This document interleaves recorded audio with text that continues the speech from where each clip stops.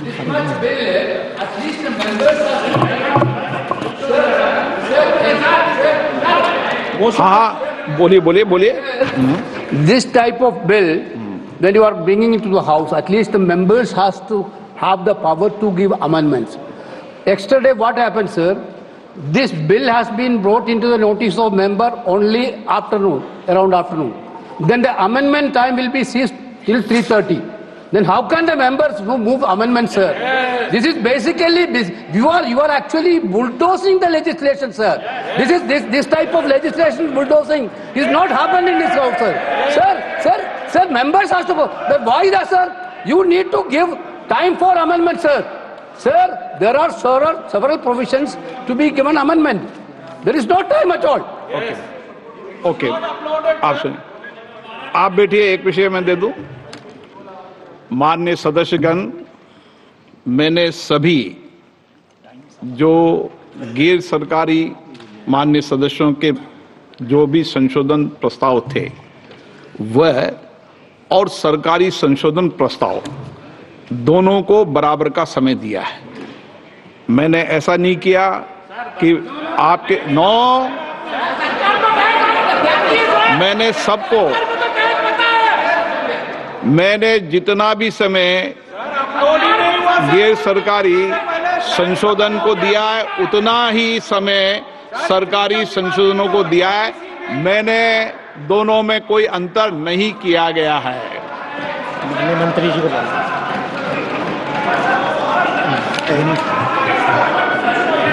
हाँ, एक बोटे एन के प्रेमचंद्रन जी, आप बता दीजिए. Sir, my point of order is relating to Rule 80, Clause 1 of the Rules of Procedure and Conduct of Business, and under Rule 376 of the Rules of Procedure, and also colon sector, page 615. Sir, now this House is considering a bill, Waqf Amendment Bill 2024, as reported by the Joint Committee, Parliamentary Joint Committee. We are not discussing the original bill. It is as reported by the Joint Parliamentary Committee. My definite question to the Honorable Minister, Honorable Speaker, sir, is whether the Joint Parliamentary Committee has the right to incorporate new provisions in the bill. It is beyond the powers and ambit of the Joint Parliamentary Committee. They have incorporated so many new provisions. I have no objection in respect of those provisions. Even 2A also, it is appreciable. We don't have any objection. Sir, very serious technical matter. And kindly see, only even the House, Speaker sir, even the House do not have the authority to make wait, you can reply after that. You can reply after, sir, you can reply after me. Sir, even this Parliament, even this Lok Sabha, this August House, do not have the right to incorporate a new provision unless you suspend Rule 81. But what is Rule 81, sir? Sir, Rule 81 is very clear. Rule 81 says the following conditions shall govern the administrability of amendments to clauses or schedules of a bill. An amendment shall be within the scope of the bill and relevant to the subject matter of the clause which relates. Whether these so many provisions in the new drafted bill, extraneous provisions are also incorporated, that will not come within the purview. That is why I am saying even this House do not have the right to make new provisions unless, let me please, unless and until Rule 81 is suspended. I do agree, sir, I do agree with you. The government has the power. The minister has the power. The minister has the power to move amendments, and also they can recommend. Joint Parliamentary Committee can recommend, but they cannot come with new provisions as a newly drafted bill for which there is no right. Okay. Sir, I am quoting column sector. Very important. पढ़ लिया आपका, मैं व्यवस्था दे रहा हूँ, पहले गृह मंत्री जी बताएंगे. हो गया वो, मैं व्यवस्था दूंगा, पहले गृह मंत्री बताएंगे, फिर व्यवस्था. मान्यवर, इनको पढ़ लें दो पूरा. एक मिनट, इनको पढ़ लें दो. आप पढ़ लो, आप पूरा पढ़ लो. Sir, Kaulan sector, page 615. The motion for reference of a bill to a select committee may include instruction to the committee to consider matters other than those dealt with in the bill but relating to the subject matter of the bill.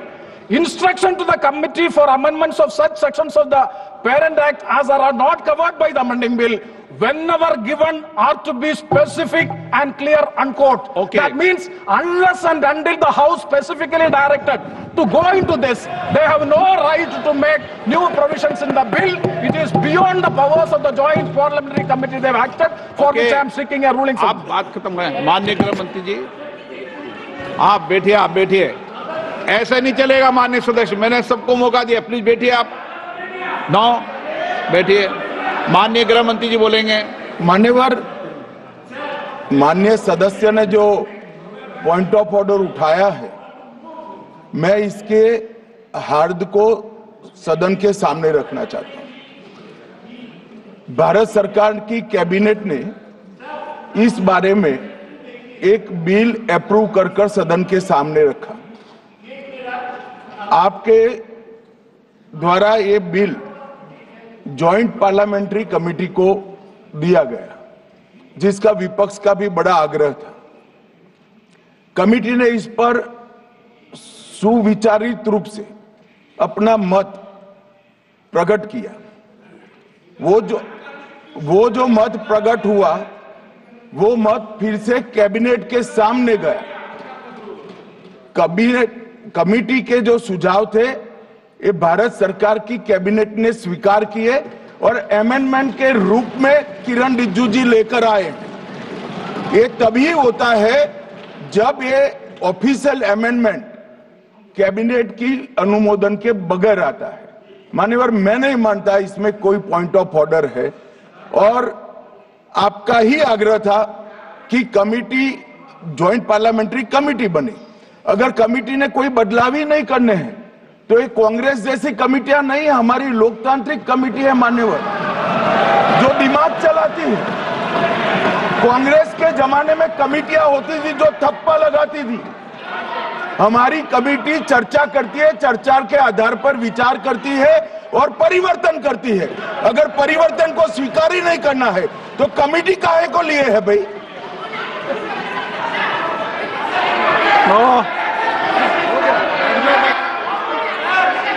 आप जब विधेयक पर चर्चा हो तो सबको मौका दूंगा। अभी 0 ओवर पर माननीय मैं इस पर अपनी व्यवस्था देता हूं। माननीय सदस्यगण, श्री एन.के. प्रेमचंद्रन जी ने जो प्रश्न उठाया है, वक्फ संशोधन विधेयक 2025 पर संयुक्त समिति में विधेयक कुछ खंड जोड़ दिए गए जो विधेयक के दायरे से बाहर हैं।